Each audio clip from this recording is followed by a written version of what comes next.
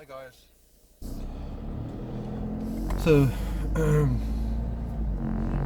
I've been waiting for this ADHD appointment for a long time, a few months. In our local area here near Norwich, apparently the waiting lists are about 10 years. Could you imagine?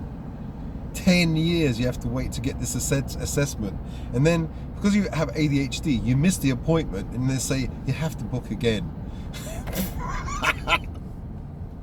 No, another 10 years.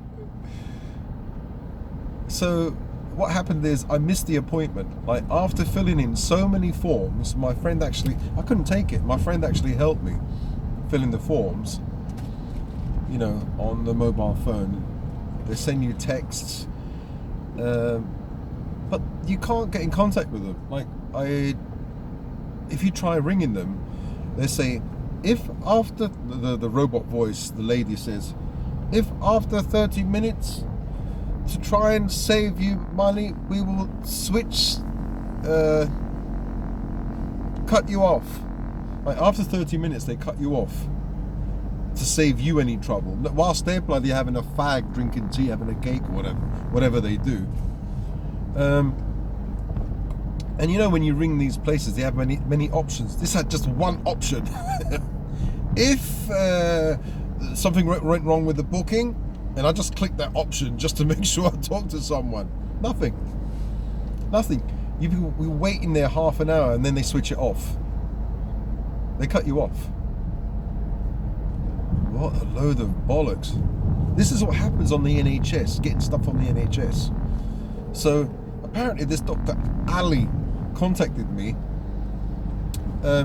Yesterday I got a text saying at 3 o'clock that I would get a phone call. I get a text. I would get another text message.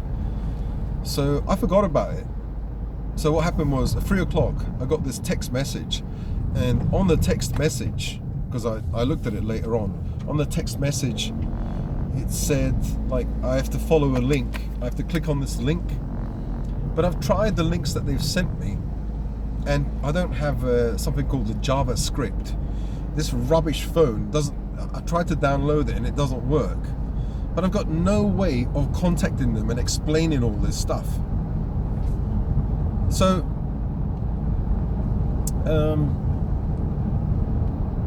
like, you send an email and I don't know. Is there no one that works there? Well, anyway,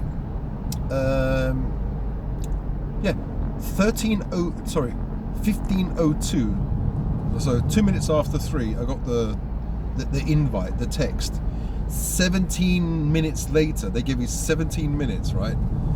Remember, they're dealing with people that've got ADHD, so they should know, right?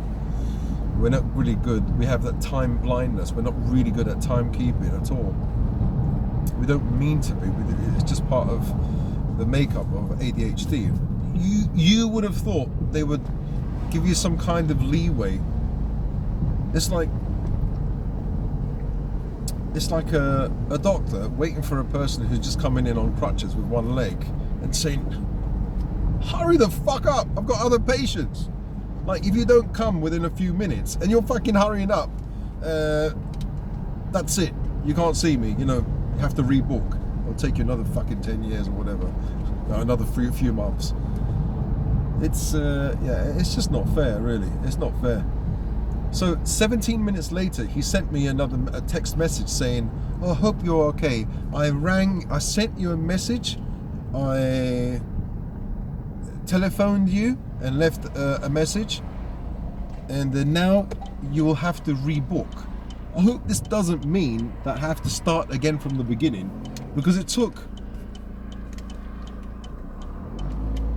about 6 months or more to get this appointment, filling in forms, first of all going to my GP and him giving me the choice of various. I chose this place. It's in Harrow, and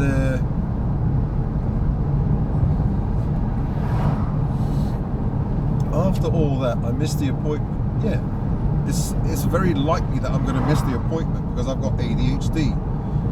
Don't tell me that they're so brutal that I'm going to have to wait again. I have to start all over again. Like it's going to take another 6 months. They can fuck themselves. You know, getting the ADHD assessment is important because if you go for something like a PIP, then you have proof that you have ADHD. I don't know. I always say this, you know, but it's so true. You get what you pay for.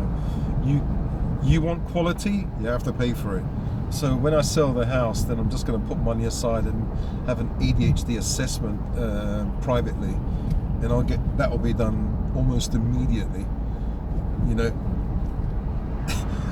the NHS here in Norwich, the waiting list for an ADHD assessment is 10 years. What happens if you go to the appointment, right? You go to the appointment or they phone you and you miss it. You have to start the process all over again. That's absolutely bonkers. You know, I'm laughing, but I should be crying. It's fucking bonkers. You know? And then people complain about why there's some nutters on the street killing people. The mental health services here in the UK are absolutely shit. They're terrible.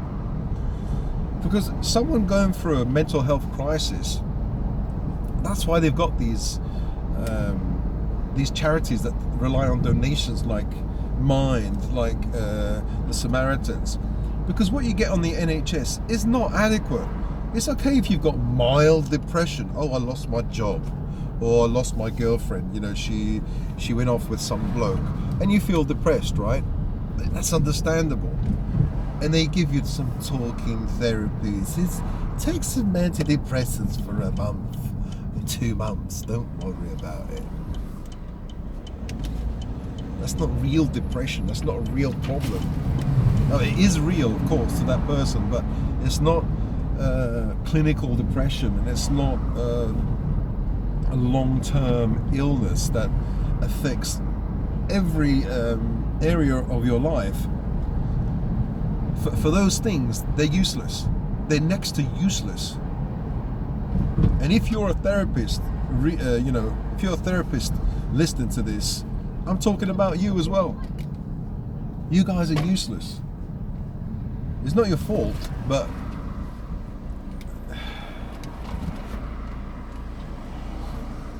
the people you work for are useless as well.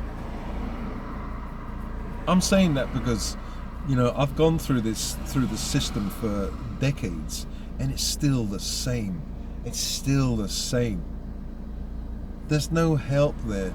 Like, if I could go to a clinic somewhere, you have a nice lady or man like welcome you, and this is what we can do for you. We really want to. They don't really want to help. They're so quick to just like brush you off. Sorry, you missed the appointment, and fuck off. I mean, that's what it feels like to me. People who are fragile, mentally fragile, emotionally, they have problems. You know, you can't just brush them off. You know, like, you're part of the problem. You're creating a worse problem, more anxiety, more stress, more depression, and mental issues for that person, whoever it is. So people give up. They just give up. They end up drinking alcohol or smoking drugs or whatever, and try to self-medicate, you know.